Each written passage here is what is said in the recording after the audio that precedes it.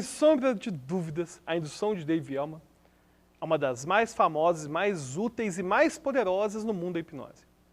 Ela é uma indução muito boa porque ela faz duas coisas. Ela permite um relaxamento do cliente. E dois, ela tem testes. E se eu vou usar hipnose online no processo de psicoterapia, ou seja, vou fazer hipnoterapia, o ideal é que eu tenha alguma indução baseada em relaxamento. Não faz muito sentido eu ter uma indução baseada em confusão mental, ou não faz muito sentido eu ter uma indução baseada em choque, hiperestimulação sensorial. É natural utilizar uma indução que usa relaxamento. Só que a indução de Dave-Ehrman tem a grande vantagem de ser uma indução que tem testes. Então nessa aula eu vou fazer a descrição da indução de Dave-Ehrman, depois eu vou falar sobre erros nos testes, e depois eu vou falar sobre a adaptação do Dave-Ehrman para atendimento online. Dave-Ehrman falava o seguinte: hipnose é contornar a faculdade crítica para a instalação de um pensamento selecionado. Ou seja, ele ia falar que a faculdade crítica é a minha habilidade de distinguir o que é real do que não é real. Então, se eu mostro para você isso aqui, eu falo, isso aqui é um urubu, você vai rir e falar, não, isso é um celular, isso não é um urubu. Mas se você estiver hipnotizado e eu falar, olha aqui o urubu na minha mão, você pode sim acreditar que é um urubu. Então, Dave-Ehrman vai falar sempre que a hipnose envolve essa alteração da percepção da realidade. Então, para Dave-Ehrman, é importantíssimo que a hipnose já inicie com alguma alteração na percepção da realidade. E a alteração que a gente vai ter da percepção da realidade na indução de Dave-Ehrman vai ser a primeira etapa, que é a chamada etapa dos olhos desligados. É nesse momento que você vai dar para o seu cliente a sensação de que ele realmente foi hipnotizado.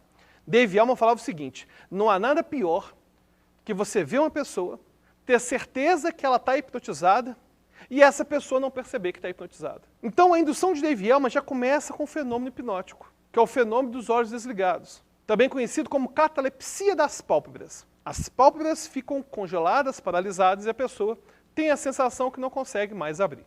Depois dessa etapa, vai ter a etapa da distribuição desse relaxamento. Ou seja, os olhos estavam relaxados e esse relaxamento vai se distribuir dos olhos por todo o corpo. Depois a terceira etapa é o chamado fracionamento. No fracionamento, você vai pedir para o seu cliente abrir e fechar os olhos 3 vezes. Dave-Ehrman falava que o abrir e fechar os olhos, o fracionamento, ajudava a aprofundar o transe hipnótico. Nos dias de hoje, quando a gente fala de hipnose baseada em evidências, não faz tanto sentido assim ficar falando de níveis de transe, mas faz sim sentido falar em nível de relaxamento. E o fracionamento pode sim ajudar a pessoa a relaxar mais o corpo. Esse negócio de abrir e fechar o olho, do fracionamento, é muito parecido com aquilo que acontece quando você aperta o soneca do celular no despertador. Já fez isso? Não faça isso. Você está lá, você tem que acordar às 7 da manhã. Aí você acorda às 6, vou colocar aqui, ó, que a 5 minutos levanto. Aí aperta às 5 minutos. Dá aquela piscadinha, já são 6h15, vou colocar mais 5 minutinhos. Aí você coloca mais 5 minutinhos. Cara, aí você vai acordando, dormindo, acordando, dormindo, acordando, dormindo.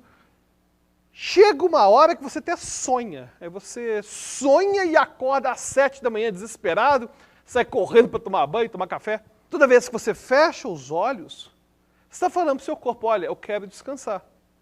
E seu corpo começa a produzir substâncias associadas com o relaxamento. Por isso que é tão ruim você ficar usando esse soneca de manhã cedo.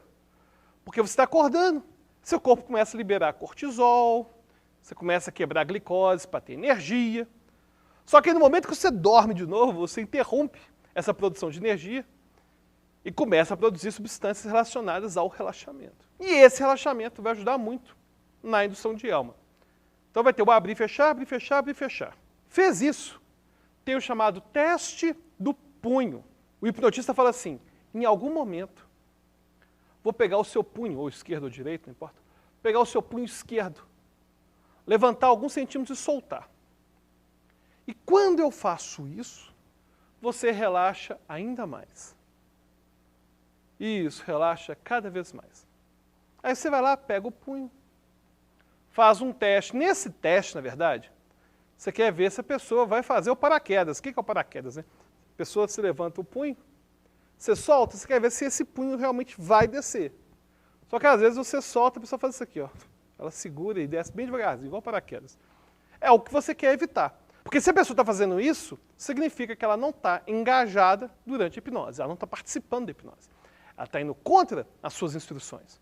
Dave Elman fala assim que esse teste do punho é importante para você ver o nível de relaxamento do corpo.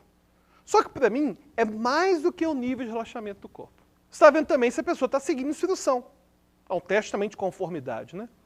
Então aí você faz o teste do punho. Fez o teste do punho? Beleza. Aí tem o último teste. Dave Elman falava que a gente tinha que obter o chamado sonambulismo. O que seria esse sonambulismo?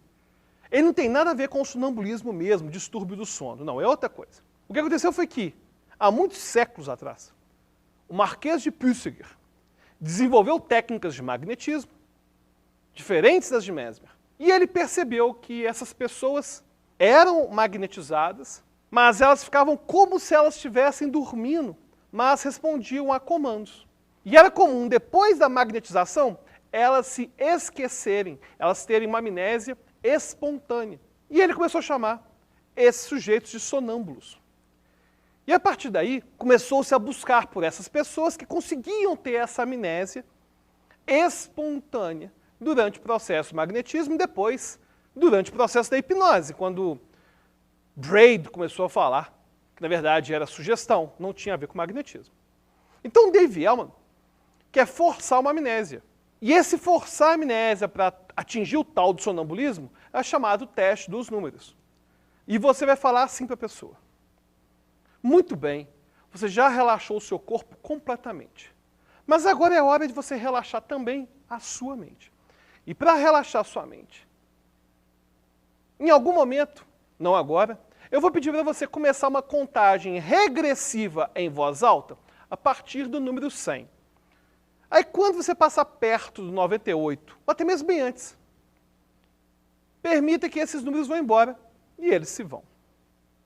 Pode começar agora, 100, aí a pessoa vai falar os números 100, 99, 98. E aí você vai esperar para a pessoa poder perder, sumir com os números. Então, revendo aqui as etapas, e em geral é importante que as etapas sejam sim nessa ordem. Primeiro, desligar os olhos. Segundo, distribuir o relaxamento. Terceiro, fracionamento. É abrir, fechar, abrir, fechar, abrir, fechar 3 vezes.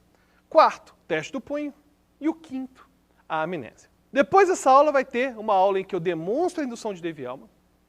E depois eu vou falar sobre os problemas da indução de Dave Elman e como que a indução de Dave Elman tem que ser feita online. E aí, está gostando de aprender sobre psicoterapia online? Já conhecia a indução de Dave Elman?